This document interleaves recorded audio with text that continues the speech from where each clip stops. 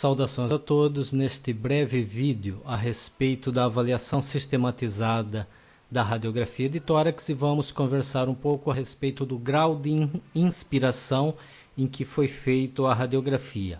A radiografia deve ser realizada em apneia inspiratória. Pede-se para o paciente encher o peito de ar e segurar, e realiza-se a radiografia.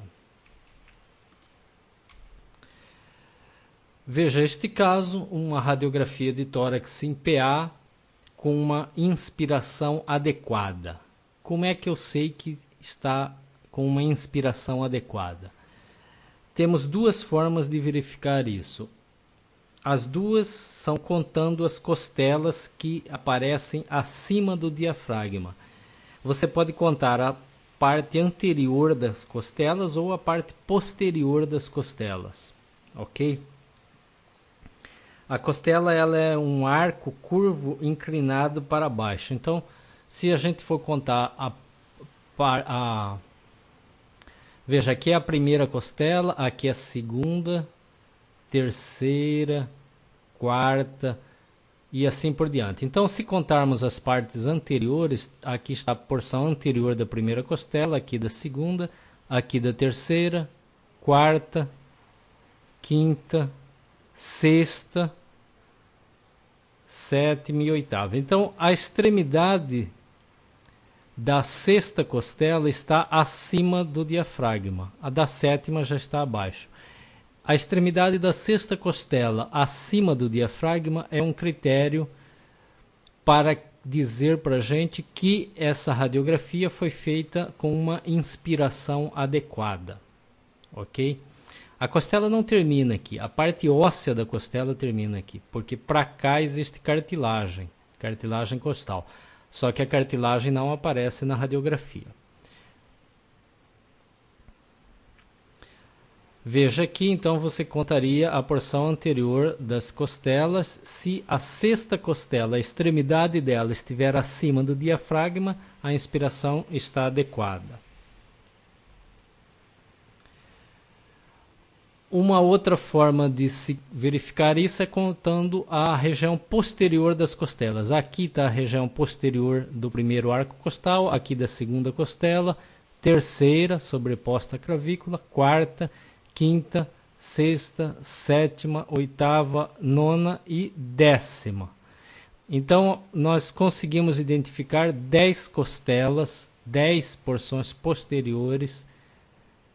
Nós conseguimos identificar a porção posterior das 10 primeiras costelas, acima do diafragma. Veja, ela nasceu aqui, o que vale é o início dela aqui, está acima do diafragma. Estando 10 porções posteriores das costelas acima do diafragma, ótimo, nota 10. A radiografia foi feita com uma inspiração adequada. Então aqui você veja contando 10 costelas, 10 porções posteriores acima do diafragma. E vamos ver qual a importância disso. Veja este raio-x. É um raio-x que, se observarmos rapidamente, nós poderíamos achar que houvesse um alargamento do mediastino, né? Uma aorta muito tortuosa, proeminente aqui à direita, o arco aórtico aqui, os hilos congestos, os hilos aumentados de volume, talvez opacidades nas bases pulmonares, apagamento dos seios costofrênicos. Entretanto, é a radiografia do mesmo paciente, feito em expiração e inspiração. Observe a mudança. Observe que não há opacidade alguma, não há alargamento do mediastino e a área cardíaca normal. Aqui talvez pudéssemos até pensar que a área cardíaca estivesse um pouco aumentada. Porque o que acontece é o seguinte, quando você faz expiração, o diafragma sobe e ele eleva o coração, eleva e joga um pouquinho para a esquerda. Então a tendência é aumentar o tamanho da área cardíaca. Outra coisa que acontece é que na expiração ocorre uma uma congestão dos vasos pulmonares, uma congestão da pequena circulação, uma pretora, né? A pequena circulação fica mais cheia de sangue na expiração, então os hilos ficam mais proeminentes. E na expiração também você diminui a quantidade de ar no pulmão, então você diminui a transparência pulmonar, porque o ar dá o escuro, dá a cor escura no pulmão. Se você tira o ar, vai predominar a cor branca, porque você tirou a cor escura, né? Tirou a densidade de ar. Então aqui, principalmente nas bases, dá a impressão, a falsa impressão de opacidades, tanto nas bases como apagamento dos seios costofrênicos. Este raio-x, além de estar expirado, você veja que as escápulas estão projetadas nos campos pulmonares, que também é um erro de técnica, e ele está pouco penetrado, ele está hipoexposto. Então, junta tudo. E isso é o que a gente vê no dia a dia. Na verdade, o que acontece em relação ao cuidado de se fazer o exame. Geralmente, quando você vê um exame com um item mal feito, por exemplo, a expiração, não fez em inspiração adequada, geralmente ele tem outros itens mal feitos. Possivelmente esteja mal posicionado, com a técnica errada, porque a princípio a pessoa caprichosa no exame vai fazer com todos os itens da técnica adequada. Já a pessoa não tão caprichosa acaba fazendo com vários itens da técnica inadequada. E também, algumas vezes, o exame não está adequado, não pelo capricho de se fazer, mas algumas vezes a condição clínica do paciente não permite. É um paciente extremamente dispneico, por exemplo, você não vai conseguir fazer uma apneia inspiratória. Às vezes, paciente muito obeso, você também não consegue fazer. Então, a condição clínica do paciente, às vezes, atrapalha bastante a técnica adequada do exame. Mas existem situações em que fazer o raio-x em expiração, em apneia expiratória, ajuda. Vamos ver duas delas. Veja este caso. Aqui em inspiração, aqui o mesmo paciente em expiração.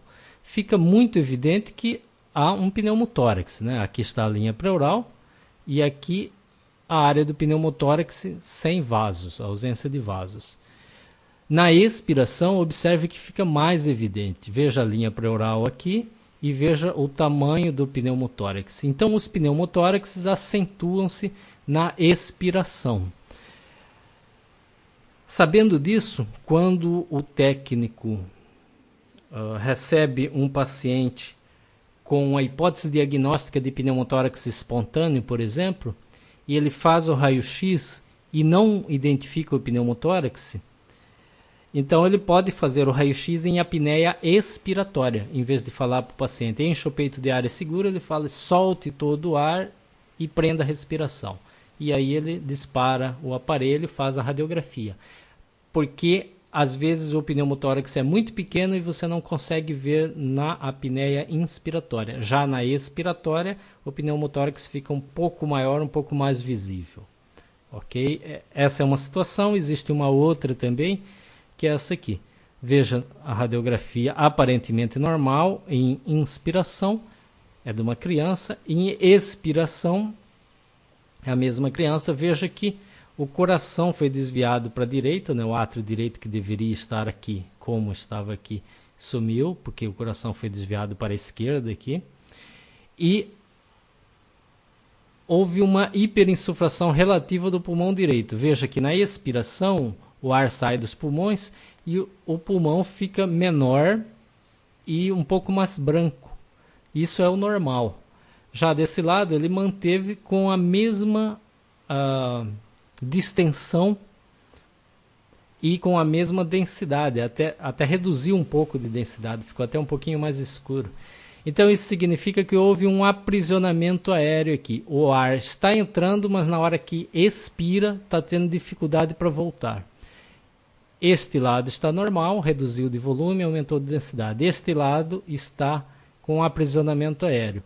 Neste caso, em caso de criança com esse aspecto, esse aprisionamento aéreo demonstrado na expiração, suspeita-se de corpo estranho no brônquio fonte direito, fazendo o mecanismo valvular. Ele permite que o ar entre, mas dificulta a saída do ar. Isso causa um aprisionamento aéreo, uma hiperinsufração, principalmente na expiração. Não é fácil, não é simples conseguir radiografias dessa qualidade em criança. Fazer a inspiração e a expiração.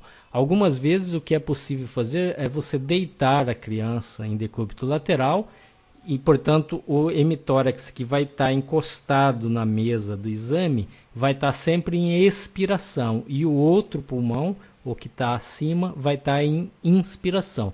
Então aí você faz o paciente em decúbito lateral esquerdo e faz também em decúbito lateral direito e compara as duas. É uma coisa que é possível de ser feita. Com um pouco de cuidado, um pouco de capricho, é possível de ser feita. Então é isso. Neste vídeo nós vimos a necessidade de se fazer o exame em apneia inspiratória.